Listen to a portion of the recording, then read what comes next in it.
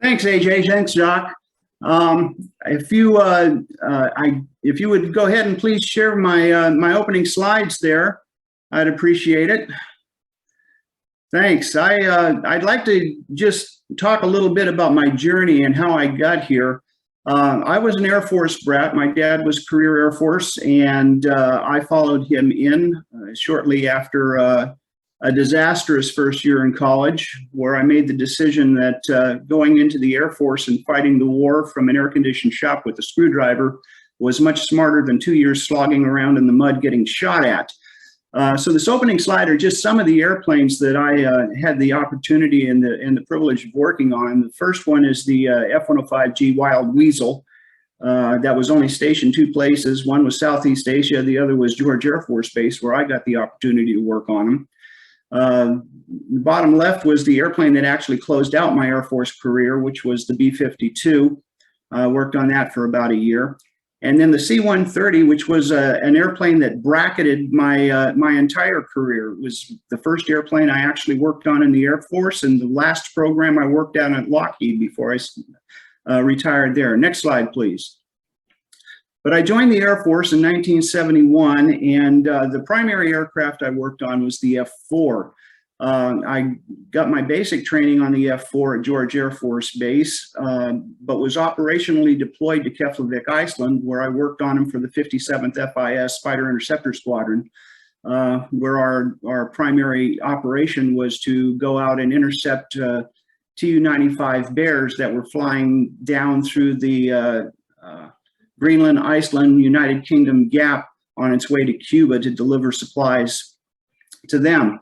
They were also testing our barriers there between Iceland and the UK, where we routinely intercept them on their way through and wave back and forth as we got them outside of our air defense zone. I got out of the Air Force and finished up my degree in '76. And in 1977, I got a call from a friend of mine that said that Northrop was looking for avionics people to go over to Saudi Arabia. So I went down and interviewed with them and got offered a position in Kamis Mouché working comm nav on the F-5. And while I was there, they decided that they were going to upgrade the airplanes with electronic countermeasures. So I got to go back to school on that and then come back to Saudi again and became a technical trainer to the Royal Saudi Air Force engineers that were working to maintain those aircraft. I was there from 1977 to 1982 after taking both Kamis Mouché and Taif Air Force bases to self-sufficiency in those disciplines, and was kind of looking around for a job. What I ended up doing was interviewing with a gentleman at a job fair for the next slide on the CERTAS program. I was asked, what do you know about ASW? And I said, well, I can spell it now. And actually got hired to work on a program called CERTAS, which was the Surface Towed Array Sonar Surveillance System, where I was hired as a test and integration engineer on that program. It was a lot of fun. It was a great opportunity. I worked on the first 12 CERTAS ships as test and integration engineer, as well as at the shore processing facilities where the data that we gathered was sent back for analysis.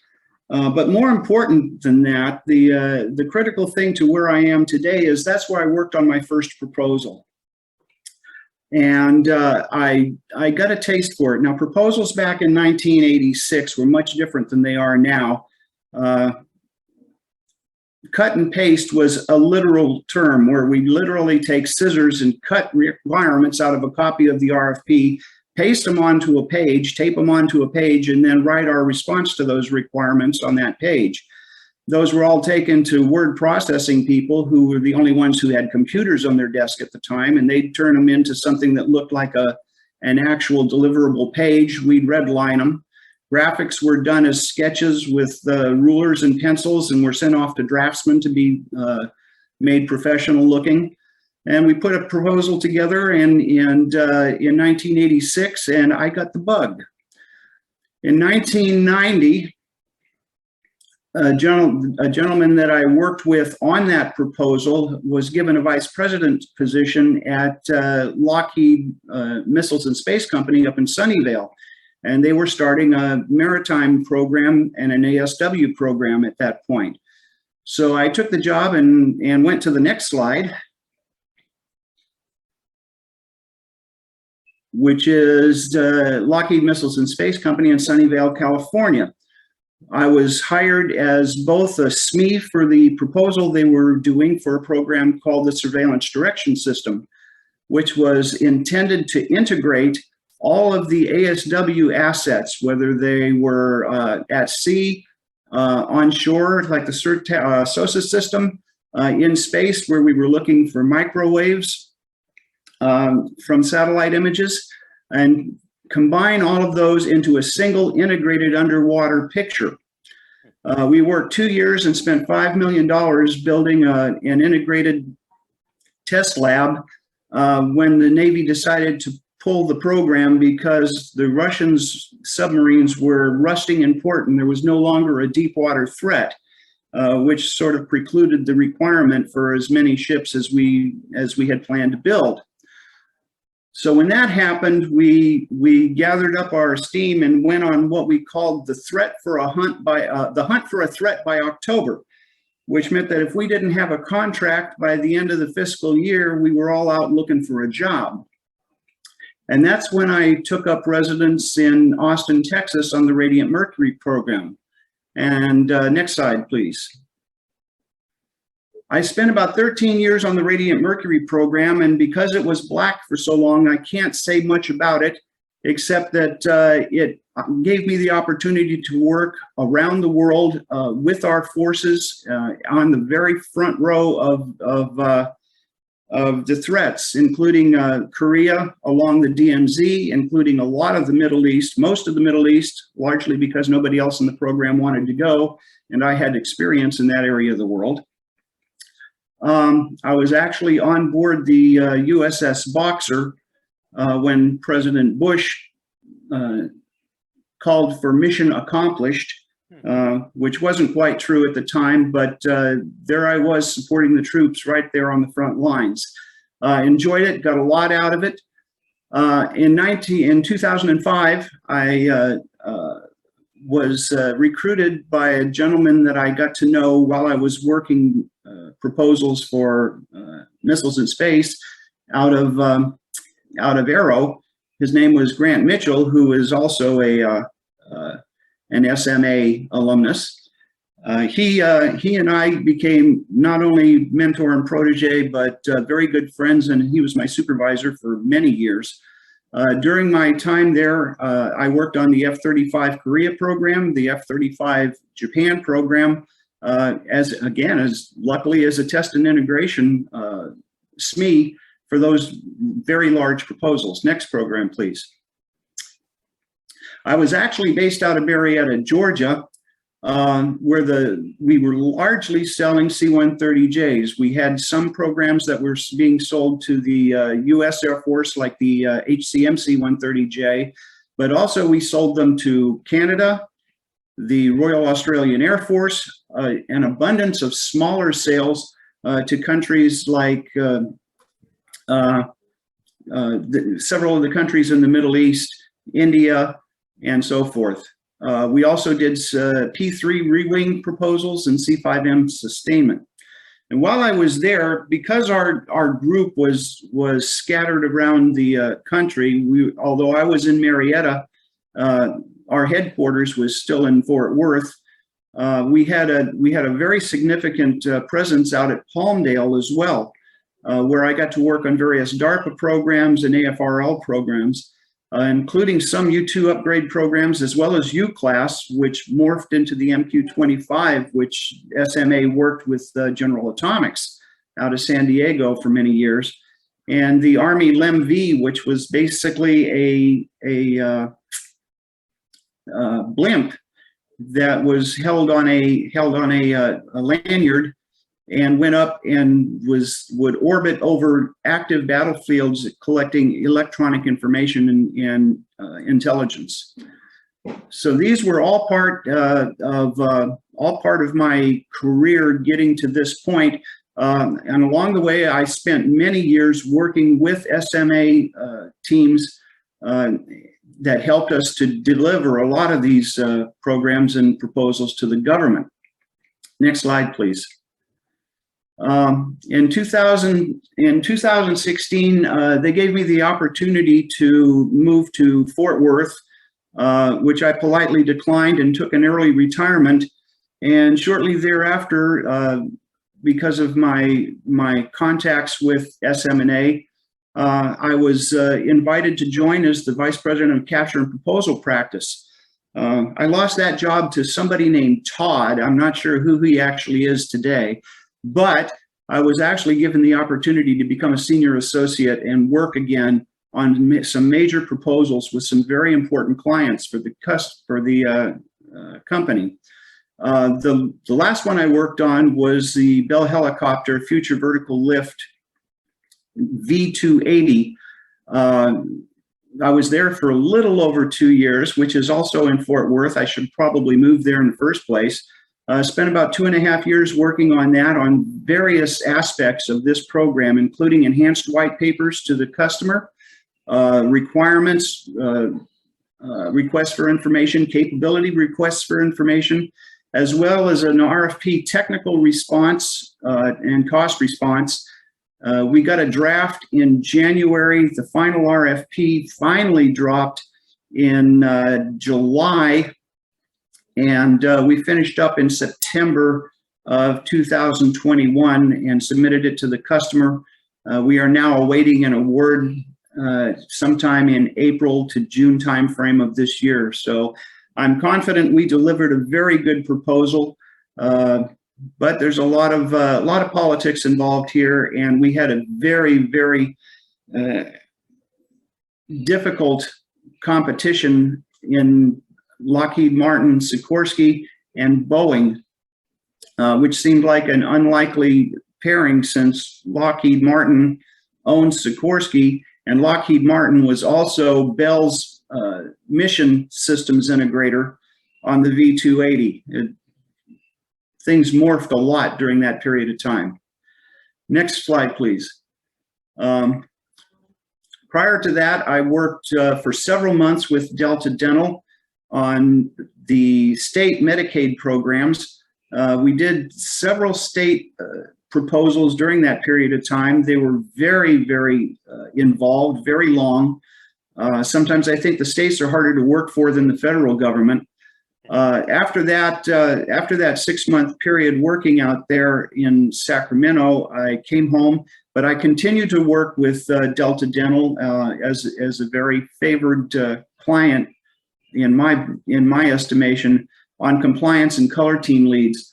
So it's been a very good relationship that I've had with them, and that the company has had with them as well. Next slide, please.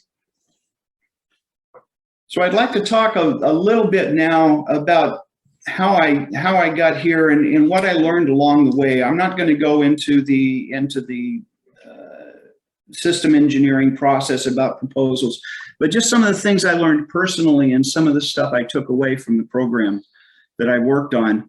And the first thing I can tell you is to find and cultivate mentors. And if you are a mentor, find and cultivate proteges. Grant Mitchell from LM Aero pursued me for almost 1.5 years before we finally found an opening that I could go to work for him for.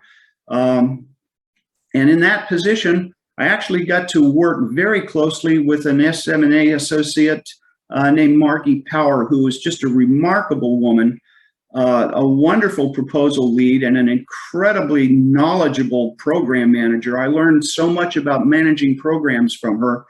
As well as the essence of the SM&A proposal process. She followed it rigorously. She was a great proponent of it, and taught me a lot. And I'm forever grateful to her and to Grant for having her be resident with me for almost 1 year while we worked on the Canada C-130J aircraft sale, which was 17 C-130Js plus 10 years worth of sustainment support. So it was a great opportunity to work with her. Another thing that has struck me, and I've tried to take this to heart, the 3 most important words in proposal development are listen, listen, listen. Listen to your client. They know the world they live in. They know what they have to offer. They know what bothers them, what their worries are, what their hot buttons are.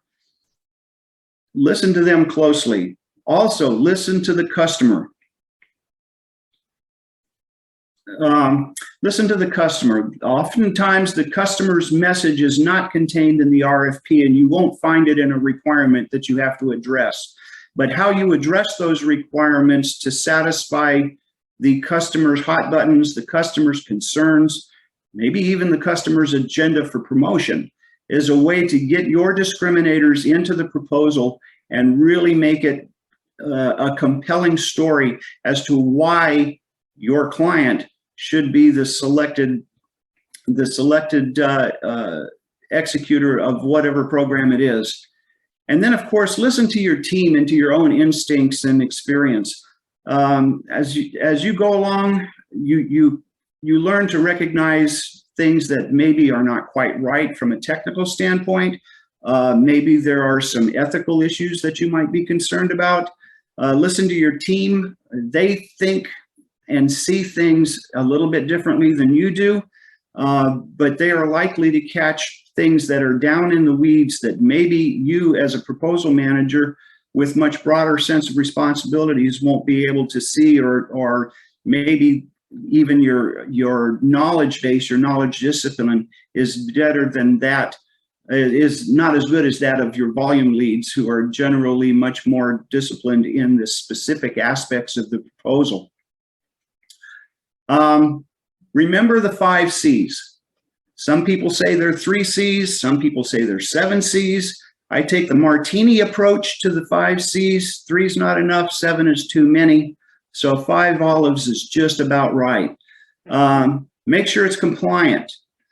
Follow the RFP to the letter as closely and as consistently as you can. Make it compelling. Again, the compelling story is what comes from your discussions with the client and the customer, understanding where they're going, what they think is important, and how you can make your product or your proposition more attractive to the down select committee. Make sure you're consistent. And I've often said that consistency is much more important than accuracy. If you say something and you're consistent throughout the proposal, it looks like you really know what you're talking about.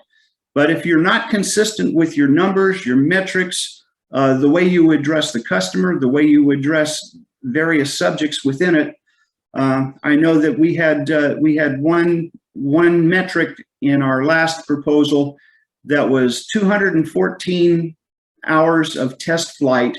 Somebody came in and said it was 214.6.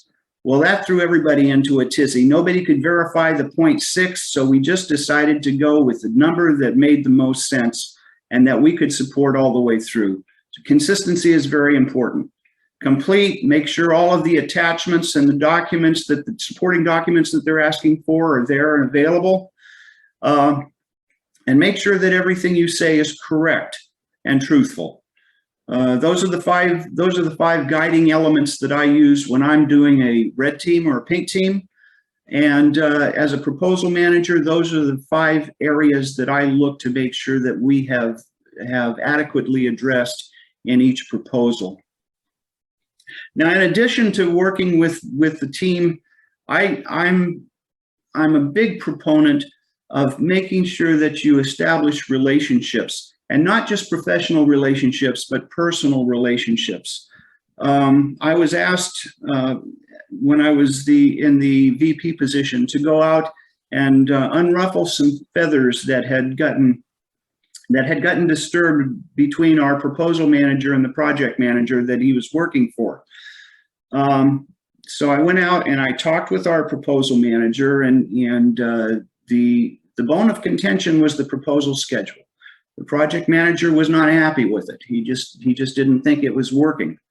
I looked at it, and in my opinion, the proposal schedule was very well laid out. It was at the right level of granularity, and I thought it covered all of the bases and still gave us plenty of time to get the proposal in. So I took the schedule and I took it to the program manager, and we sat and we talked about it. He told me what his concerns were. We got off subject, we got off topic a little bit, and I asked him a little bit about his kids that were, the pictures were on the credenza behind his desk. And he told me about his son that was involved in a project at school that he was very proud of. And we talked about that for a little bit. And then we went back to the topic at hand, which was the proposal schedule. And again, I reiterated what our rationale was, why we did it the way we did it. And he basically said, yeah, okay, I see what you're talking about now. Let's go ahead and do it. When I went back to the proposal manager, I said, well, here's your proposal schedule. And he says, well, it looks like the same thing you took with you. I said, it is. He said, well, how did you get him to go along with it? I said, I told him how cute his kids were, and it worked like a charm. So establish that personal relationship with the people that you're working on. It makes a great difference in smoothing out professional relationships, especially where there might be disagreements between principal parties. One of the things that Margie Power always said to me was that she was going to leave me smarter than I was when she got there. And she was absolutely right. I was a much better proposal manager. I had a much greater sense of entire programs. Prior to that, I was basically an engineering guy. I had a much greater appreciation of where program managers come from. As you know, the first word out of any program manager is no. And where the BD folks come from, which is the first word out of their mouth is yes. So somehow you have to combine those 2 points of view and turn them into a winning and compelling proposal and still satisfy the BD folks and the program folks. But in addition to that, make sure that when you leave a program, you're smarter than you were when you got there. Absorb everything. When I went to work at Delta Dental, the only thing I knew about dental insurance was I had Delta Dental for 20 years, and my dentist was always happy to see me because it was such great insurance. So that was the extent of it. I learned a lot about Medicaid. I learned a lot about the states, the ability to do state proposals. I learned a lot about dental insurance in and of itself. And one of the things I learned about the culture of that was Delta Dental was ecstatic if they got 1.5% of margin profit out of it. I was used to working in an environment where if we didn't get double digits, we wouldn't bid. It just wasn't worth it.